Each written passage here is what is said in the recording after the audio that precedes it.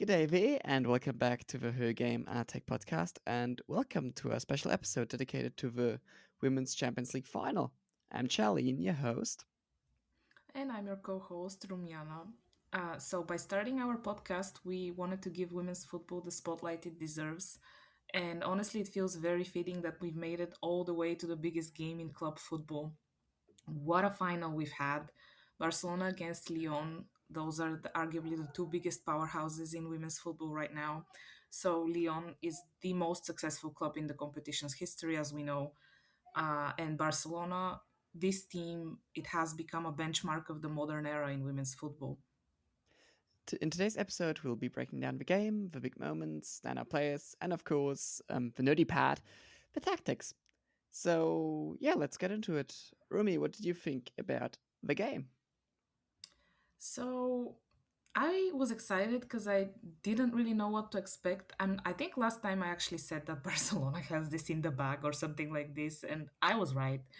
But it didn't start that way, in my opinion. Like it started with a cancelled goal for Lyon. And I feel like none of us, or at least me personally, I can speak for myself, expected, first of all, the final result of this game, or like where the game would go, like this, the domination of Barcelona throughout, especially the half after halftime, like the second half. Yeah. Though of course Lyon had their chances, like they even had like this one chance where it was one versus one. So like the Kata call, the Barca goalkeeper saved pretty much like a goal, like it was 1v1. So Yeah, they did have their chances, of course. Lyon did. But yeah, once again, I'm extremely impressed by Barcelona. And as me and you, Charlie, talked about earlier, Barcelona have absolutely dominated their domestic championship as well.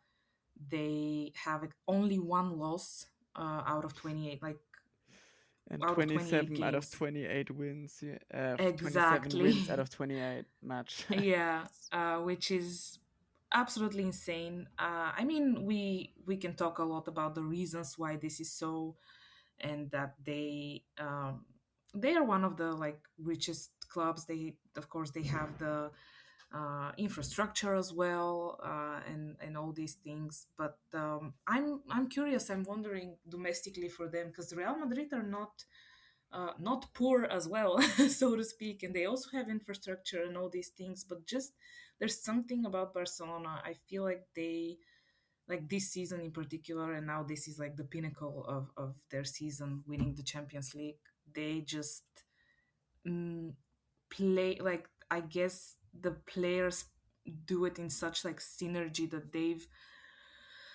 honestly, I don't know, for me this is like part of the magic of football, of course, like to witness this and to witness players like mm, doing it so well, and like assisting each other. And like we saw, for example, Eva Payor, who is undoubtedly one of the women of the match. Not only did she score like two goals, but she also got an assist. And same goes for Paraluelio, who I think she is, according to SofaScore, the woman of the match. She also got two of the other goals. She scored them, and she also had an assist, which is, to me, it's impressive. Um, they've just been the best, solidly, like through and through. So I think they deserved this triumph. Maybe I can very quickly do a rundown for our listeners before I hand over the word to you of who scored. So as I already mentioned, Eva Payor, the first goal she scored in the 55th minute, so shortly after the start of the second half, and then another one in the 69th minute. Uh, First goal was assisted by Patri, the second one by Parluello. And then much later, actually, so in the 19th, in the end of the game, which solidified the end result, I think, as I was watching the game, the celebrations were the biggest for the third goal. That's what, like, Uh, that's what I noticed. Third goal by Parolero in the 19th minute, and then 3 minutes later in the other time again Parolero. So the end result was 4-0. Um, and yeah, I think Lyon fought. They did fight. I think they did try everything they could. As I said, they had a huge chance, 1v1 for a goal. It just wasn't their day. Unfortunately, the just Barcelona dominate, like the finishing of the Barcelona uh, footballers was insane. I think that's where they got him. And I've said in previous episodes, I don't want to rely too much on SofaScore and like its ratings, but the ratings for the Lyon central backs are the lowest in this game in particular, unfortunately. This is not to say, of course, that I would blame the central backs or whatever for what happened and for the 4 goals. But still, like you could see, and just watching and how the game unfolded and how the goals and assists unfolded, they couldn't keep up. Lyon couldn't. Just the Barca players were like, in my eyes, like much faster. Like they just found the right moments, so to speak. Mm, but yeah, Lyon, I'm personally, I congratulate them. They, of course, are, as we know, the team who has the most titles, 8. So reaching another final, I think, was great job from them, because as we spoke in previous episodes, there were other very good teams. For me, Bayern did very good. Arsenal is never to be downplayed. Arsenal also had a chance to reach the final, but Lyon beat them. So mm, Lyon are really good. The Eva Payor storyline for me, I think this player is destined for great things. Again, really good performance by her. She's been one of the best strikers of her generation, without a shadow of a doubt. But now she's in a, like, no offense to Wolfsburg, I know that they've reached the final somewhat recently, but it's a different sort of title challenge when you fight internationally, at least when you fight with Wolfsburg or with Barcelona. Yeah, definitely. So I think that's pretty much shortly. I don't want to take too much time, but this is how I viewed the game. Uh, yeah, Barcelona, maybe not the first half, but the second half definitely showed why they got this in the bag and why they lifted the cup in the end. So, yeah, over to you, Charlie. Do you think Barcelona is becoming the new Lyon? Are they going to reach them in titles? What do you think? I personally, yeah, I would say yes. Obviously, Barcelona don't have the same number of titles yet, but I do believe that Barcelona are the dominant force currently. And I think you raised a very interesting point, which I personally think is the reason for their success, and that's the synergy.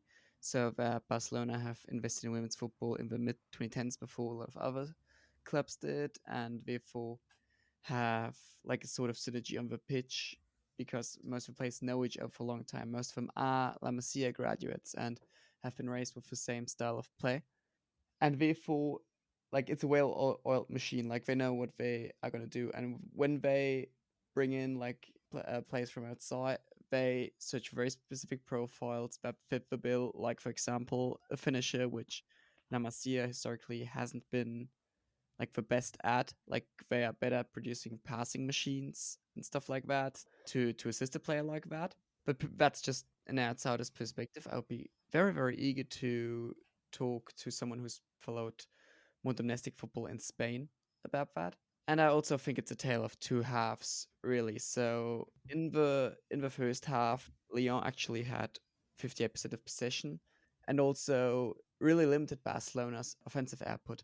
Like I think they had that one chance from Payor after long ball of Putellas. Other than that, I can't recall Barcelona having too many chances in the first half. I've only have one more chance of note here. Both of them after very vertical passes, which is not the most characteristic Barcelona ball, so to speak. And they exploited that more in the second half. So definitely they put some emphasis on the halftime talk there. But it must be said, Leon did a really good job in the first half. Very like player marking in defensive play, and yeah, limiting Barcelona's players in the sense that they've always had like a direct oppositional pad. The midfield of Lyon with Heaps Johannes and Dumonet was very active in terms of following a player and not giving them any space, but therefore giving up some zones. In contrast to the fullbacks, who did an amazing job of limiting Graham Hansen and Paraleo in the first half, at least. Yeah, the fullbacks of Lyon did a really good job at limiting the wingers from Barcelona. Like, for example, Graham Hansen was close to invisible in the first half. The first time I really noticed Paleo was like 35 minutes in when she had a dribbling where she beat Lawrence. But other than that, they just really received the pass in the first place. Like Graham Hansen in 60 minutes had 7 passes that reached their target, which is an awful lot. She had one complete dribbling, and that was after she was completely blank on her side. So it is to be expected, and that was also the only time where she had a shot. And in the second half, yeah, a few things happened, and that obviously it's a very intense sort of play, and you can't really keep it up for over 90 minutes just because at some point you are exhausted and you are going to do mistakes, and you can't change out an entire defense, whereas you can change out like a few parts of the offense as an attacking team and therefore provide like fresh legs. And yeah, then they just overran them basically. Like the goals also were a product mostly of long balls. For example, the 1-0, it's a matter of Leon not being able to track back the same way they did in the first half, and Patry plays her pass without pressure. It's an amazingly timed pass onto the foot of Payor, don't get me wrong, but it's like not a sort of pass that went through in the first half because the players would build up more pressure. I mean, that only happened once in the first half. I remember like the one shot in the I think 18th minute, and it was a matter of Endler was clearly supposed to track those deep runs and not Renard of the two center backs. And in that case, like Renard tried to delegate it to Endler, and due to miscommunication, Payot got a shot. And you could see that in the second half, like Payot made himself available on the right wing. If you're on Blue Sky, got Yash, the user Audio Zoloid had like um a table where you could see where Paya received the deep passes, and it was like mostly in either the inside right space or in the right flank. So directly in the back of Renard. So that was the sort of place where they could feel they could attack the depth. And it very clearly worked. Do you've got anything to say about the sort of yeah, tale of two halves, so to speak? Uh, I agree completely with you. I think, as I think I said in the beginning that, or something, or maybe I thought it, but didn't say it. Not sure, but I thought exactly this. How the first half did not signify by any means what will happen in the second. Pretty much. For example, I didn't expect this end result, like 4 goals. I didn't expect maybe like 2-0 when it got up to 2-0. Let's say I thought, okay, it's gonna like end this way, like this will be the end result. But no, it's actually curious to me, and like what you think and why you think it happened. These two very quick final goals, because one of them was in the 90th minute and the other one was give or take 3 minutes later. Like these two final, like were they like the final nail in the coffin, or like why do you think they happened like exactly in the end and like so quick one after the other? As much as I talked about Leah not being the same machine in the second half of the ball, I think you can hardly scrutinize the defense too harsh for the third goal because that was just like Parrio just launched a belter off her foot. Like I couldn't find any reliable data in terms of how fast that shot was, but sh- holy smokes! Like she just completely smashed that in there, and I Hmm. don't think that's Yeah. like defendable in the sense, like, sure, a player could be a step closer to her. I think it's Entler in that moment who should be her opposing center back, but she just from like 17 meters out just smashes it in there perfectly. I wouldn't blame the defense too harsh on that. And with the fourth goal, it was a matter of Leon just throwing everything up front and no one really there to defend. Like Entler wasn't even in the last line to defend, and it was a Payo just had to square it to Palueo, who has then has a free 1v1. And other than Chivinga on the oppositional side, she was able to score. In general, like the wingers of Lyon were curious to me in this game. Like Diani was missing, unfortunately, but Brandt had, like what I also said in the last episode, like a few standout moments where she just creates something out of nothing. Like that one shot where Hegeberg unfortunately doesn't hit the ball properly in the first half, I think 30 something minutes in. And then her own shot, like a few seconds later, were pretty good. But for example, and then like Chavinga, who got subbed in, had pretty much a very similar moment to her Arsenal match, where she also like had a run in like a half space in behind the defense, and then unfortunately can't convert the shot. And yeah, what I also find interesting that in the second half, Barcelona were very clearly um like they saw what Lily Johannes was doing the first half earlier, because Johannes' movement was pretty much that she would drop into the defense sometimes as like a third center back in build up play, and not only through her like progressive pass quality, then once she was on the ball, that was a threat, but also she dragged out, I think it was Diaz, quite a bit to create more spaces in the center when then, like for example, Bacha moved in from left back position and something like that, or Dumonet, who also like was uncharacteristically a lot on the left half channel as well as Johannes. Which, by the way, in general, how crazy is it that the freaking machine room in the midfield of Leah with Johannes and Dumonet is like 40 together? Like that's a Mm, young freaking midfield for a Champions League final, isn't it? yeah, I think like Dumonet is yeah, like 23 and Lily Johannes is 19 or something. I think both of them have like very broad futures ahead, like very intelligent playmakers. And Dumonai also with a lot of creative passing. Both of them have like had a lot of intensity. Like when you see how Patri on Barca side was outside of the assist was pretty limited in terms of her passing. Like she usually has like a high 80 percentage in passing, and she had like 60% in this match. So yeah, I think those are definitely a few to look out for in the future. yeah. I definitely agree with you because, for example, comparing their age to, let's say, Eva Payor, who was, as we said, like Barca, one of Barca's best players. So Eva is like almost 30. I think same goes for, let's say, Alexia Putellas, Aitana. Aitana is not 30 yet, but definitely the Barcelona players are, most of them are like quite older um, than, as you said, Definitely. Johannes and Dumorne, yeah, and they have much more experience, which of course naturally will come for the younger players as well as they continue to grow and develop. But I completely agree with you that Lyon, if those two stay in Lyon, of course, but Lyon has, they and Lyon will have like a bright future.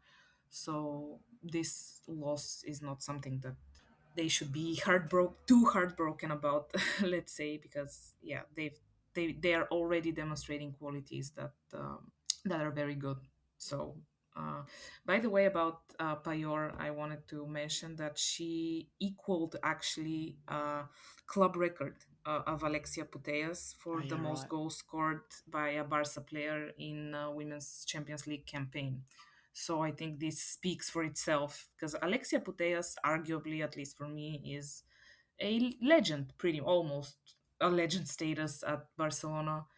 But yeah, I think Eva Payor, again, if she chooses to stay there or like finish her career there and all that, she will also reach this status for Barcelona. And she's, mind you, she's foreigner, as in like she's not Spanish, because Alexia is Spanish, and most of, like half of them, let's say in Barcelona, are Spanish, and they are part of that Spanish squad that was really really successful in the past few years. But yeah, I would, Payor, I'm really impressed by her. I would totally agree with you, especially with the Putellas argument. Like, without a shadow of a doubt, in my opinion, she is a Barcelona legend. Like, like she will win the Ballon d'Or this year. I'm convinced by it. Like, just this performance in the final, and also the sort of vertical passes she just wipes out of her foot again in the on the biggest stage in club women's football. It's just Yeah. unmatched, really. Like, She is, by the I way, the I player of the talk. season of the Champions League. Sorry for interrupting you. I I don't know. just saw that, yeah, exactly. Alexia is the Champions League player of the season, so you may very well be right about the Ballon d'Or. Yeah, makes sense. Like I said, I don't watch Barcelona domestically, so it's probably not fair. I've just seen her perform on the biggest stage this season, but that that yeah, what she's doing is unreal, and um yeah, I believe that women's football needs like figureheads to like lead the movement, and like the famous, I think it was EU Parliament like speech, like included like Puteas for a reason, with like young, young girls don't have to like grow up thinking they have to be the next, I don't know, Lampard or something like that, but now they have like role models in terms of they can be the next Puteas or Bonmati or something like that. Yeah, definitely. And yeah, they are like all on the peak of their powers, also physically speaking. Like, they are in that edge bracket of a prime of like, I would argue the women's football is maybe a tad earlier than the men's, so like 25 to 28. But and Lyon mostly have like players either under 23 or 28 and older. Yeah. And yeah, so it makes sense for this team to have the experience down. Like, the Barca players, they've all been there, like for example, Johannes and Dumonai not have necessarily, not to say that they've had that was the deciding factor, because like I said, I think they were the two best players on Lyon's side, but still, I think it is important to mention also just the flexibility of Barcelona, like the trust in each other. Like, they they both teams have like were like noticeably different in their build up play. But like in the first half, I noticed that both teams had their build up play done with four at the back, and both of them had it with three at the back in the other games I've watched since the like I've watched every game over 90 minutes since the quarterfinals of both teams, and they've always like built up with like three at the back, and usually like a 3-2. But this time around, both of them had four at the back, which is like really uncharacteristic, and like more conservative, and more like both of them like knew what was going on in terms of how much they to lose. Yeah, I was gonna ask why And why also, you think it was so. both teams build up very different. Like, I remember a phase of Barca against Bayern where they built up with one at the back, where it was just Marpi Leon, and everyone else was just going ahead already, because like they had so much trust in the build up ability of Marpi Leon, and rightly so, by the way. Hmm. Just really amazing. By the way, what I found like amazing when I watch Leon, Marpi Leon, is how similar I think she's to Lucy Bronze in terms of like her Ooh, playing style. interesting. So why do you think so? Can you like expand on that? Because Lucy Bronze is like a universally recognizable name, and like she's very Funnily unique in enough, that also ex sense. Barcelona.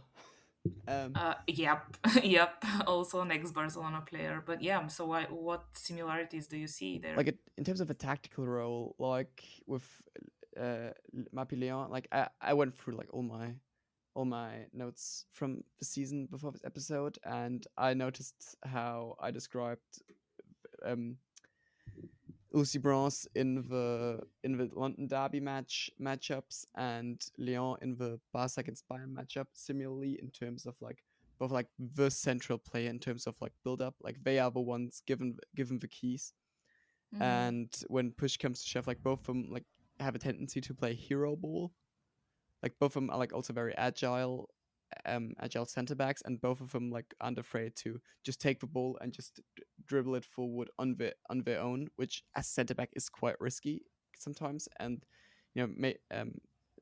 mainly going in through the half channel and then like drifting outside just a bit and like playing risky passes and like taking the game into their own hands when push comes to shove, like that sort of Yeah. thing. And like neither of them strikes me as like the sort of like really tall center backs that's there for their headers, but not anything else really.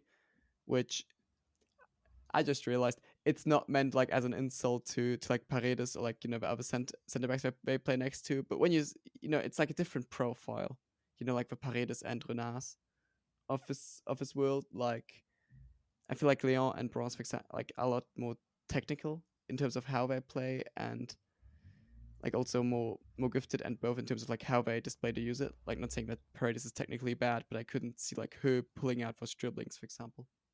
No, yeah, I get what you mean. I think what you're saying about like Bronze and Leon is they like their ability to like read the game. Is this what you're like um saying I, I would in a like sense that. that they're Both of them are smart players? both of them are amazing at that, but it was more like to drive the game. Mm-hmm. I see. Like I feel like when Barcelona has the ball at the back, like the first impulse is let's just let Marpi Leon handle it, and when Chelsea has it Mm-hmm. at the back, it's like let Lucy Bronze handle it, basically. Because like both of them have like an amazing feel for like what you said, like read the game and like see what's required now. Yeah, yeah, yeah. I get what you mean.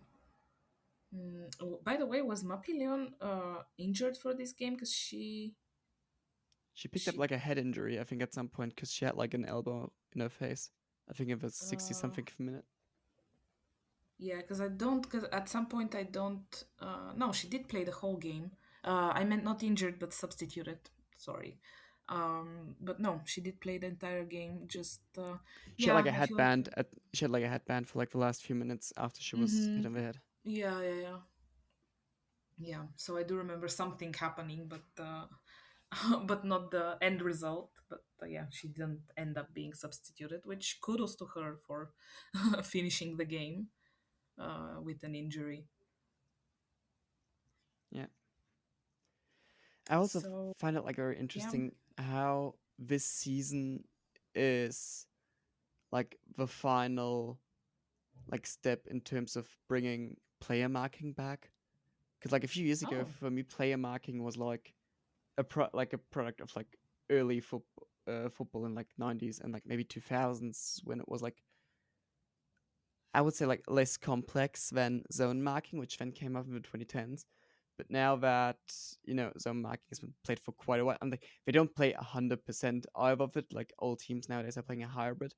But in this final in particular, like the way that both Barcelona and Lyon just defended one on one in every moment they were able to, particularly in their own half.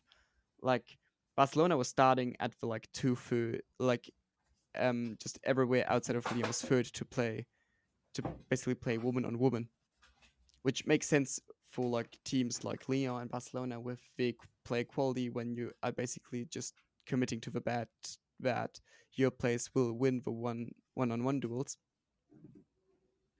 That's so interesting. But I feel like it's interesting because like a few years back, like zonal defending was the shit, particularly with like the whole Barcelona style of play. And now like even a team like Barcelona goes back to player marking approach. Well, back to basics. I think if they made that decision, that's so interesting hearing you talk about it because you're definitely like more knowledgeable in tactics than me. But yeah, I think maybe at some point this like back to basics, as you said, like because it was used years ago, like back in the 90s or 2000s. Maybe they've done it with a reason, like Yeah, what do you think that the reason is? Like, do you think it was because it's a final and like there's so much to lose, or like why do you think they used it exactly like now in this game. They've been using it like all season, but like in this final in particularly, like for me marked how bad it is both because of the stage and also with how radical it was. Because I feel like it was more radical than in, like for example, the semis or the quarterfinals. Hmm. It's just that like every sport is like tactical trends like come and go in cycles, Yeah, yeah, yeah, yeah. and back in the day you needed something innovative to pure a position, and then it was like zonal defending, also because you can more or less do that with like less physical players, and Barcelona do Hmm. have like do tend to have less physical players coming out of the youth academy La Masia. And with zonal defending you like more or less have like every area of a pitch occupied, so that like you can intercept passes more easily because you've always got a player who's closer to that. And also you drive the game off the ball over like collective spirit and less about individual like physicality or brilliance in tackles. And yeah, then like a few years ago, like smaller teams picked up that you could throw your opposition off by using a 101. Particularly, like I know that in Germany, at least a few years ago, it started with teams like Bochum and Heidenheim in the men's game. Because in Germany, it's Hmm. like a huge problem that Germany don't produce an awful lot of 1v1 players, like in terms of dribbling and stuff. Like Jule Brandt is a complete outlier when you look at like German youth academy graduates. And so you can limit the opposition because probably they're not going to be great in one-on-one situations, and then like the big teams picked up on that you can use this approach. And like I said, when you've got the better players, it's like a good bet for you to play one-on-one over the entire pitch and like always have someone be to press someone. And like the advantage is you always know like who your positional player is. The problem is once you're beaten, you've got a huge problem. And Yeah. funnily enough, it's like very similar to what happened in the only men's football game I watched over the weekend, which was unfortunately the final loss of VfB Stuttgart, where something similar happened, that Stuttgart was good in terms of defending in the first half when they still had the energy to defend Bayern 1v1 against the entire pitch. Because when you look at like the highlights, for example, you can see how Hmm. they, for example, how Jeff Chabot, like a centre back, followed Harry Kane up until Bayern's third, and like Harry Kane likes to drop it deep, like he's following him across the entire pitch just to limit his influence on the game. Yeah, I also watched that game, as you know. So yeah, definitely I don't the want to talk first about it half. any more than we have now. No, we won't. But I agree with you that it looked similar. Actually, it kind of reminded me of this final because exactly because of that, the first half was so after the first half ended, it could have gone either way. But yeah, afterwards. Things escalated, but we won't we won't get into it now. Yes. Do you have any like final thoughts or remarks on the Champions League final?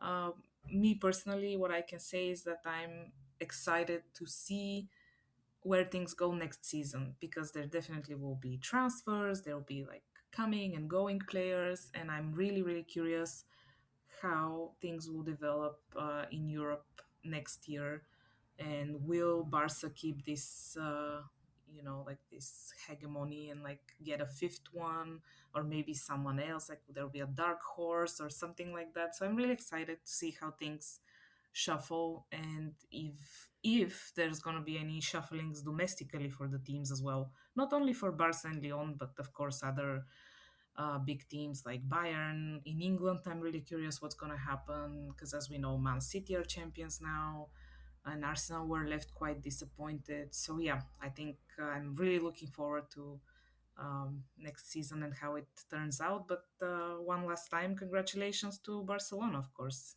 for a great season. What you said, like I'm also like interested in like Barcelona given the financial situation, like if they Oh have to yes, yeah.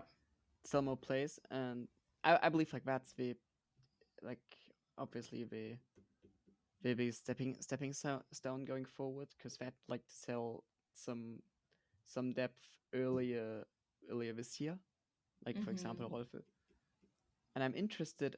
as in like how they that will shape up like this summer if they still have to get some revenue in, because you would have to do that Yeah, with player sales or yeah. like getting I think people they of I your think payload. they'll be And I think selling. also like they've got some I think they'll be contracts selling. expiring, I right? don't know who yet. I saw Like some don't like have rumors. Putellas and Lyon, for example, have that have a contract for next season, I think. Yeah, I saw. I was gonna say that I saw rumors even about Puteos, who, as we established, is a club legend. I also saw rumors about Ona Batye going to England. I mean, she's played in England before, so it wouldn't be a surprise. But going to Arsenal, I think, I'm not sure, but so far it's only rumors. So we'll see where it goes. But yeah, Barcelona's. I'm curious how we didn't mention it earlier. Actually, the financial situation at Barcelona. Mm. Yeah, So yeah. but I see. Yeah, Mapileon has a doesn't have a contract for next season, and neither does Putellas.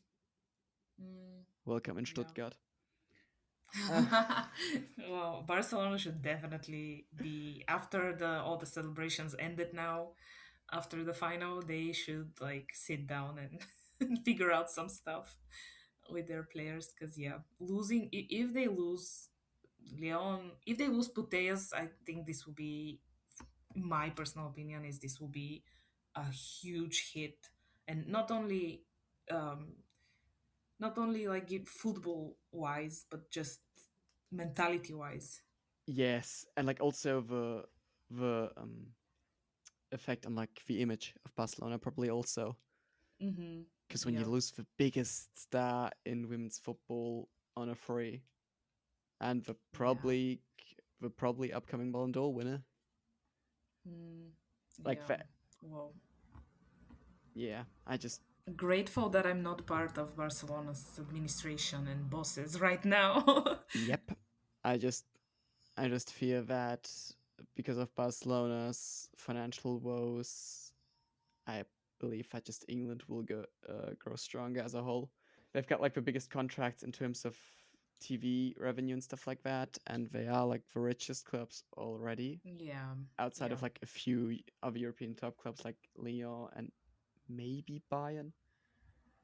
But yeah, I Mm-hmm. just believe that England will be the the English clubs will be the one to profit from the situation, and yeah, hate Let's that. see. But it's basically I'm. will be like a because like we see that in football as a whole, that like England, due to the contracts and all, with TV broadcasts, and also given how easy it is to export in the sense of like due to the lack of a language barrier to, for example, the United States, it's easier to market like the English league. And I just fear that we've got a basically super league situation on our hands in the future. And I mean, it's Oh. as is. It's a wonder that the English teams aren't better than they are. That quote unquote only one of them reached the semis. But Yeah, yeah, but I we had a an all English game, like an all English fair enough. quarterfinal. Yeah, yeah. So if I'm not sure with the pots and the seeding and whatnot, but if they hadn't, now I'm thinking if they hadn't been like opposed against each other so early on, maybe we would have had two teams in the semis. Maybe we would have have a. I don't think we would have, but like an all English final. I don't think so, but we could have had two English teams in the semis, and from then on, perhaps one in the final. But what ifs? What ifs? One should not dwell on them for too long. So I think that's all from us for today. Charlie, if you don't have any final remarks. I do not. Okay, so yeah, I think this wraps up our Women's Champions League journey this season. What a journey it has been. Um, we followed the from the quarterfinals on all the way to the final now. This tournament gave us everything, so much drama, comebacks, huge performances by some players. And most importantly, I think what we are all here for, some incredible football. Yes, and thank you all for tuning into this small show of us. And yeah, we're very excited to talk about women's football and give it some more attention. And yeah, see you next season. Yay!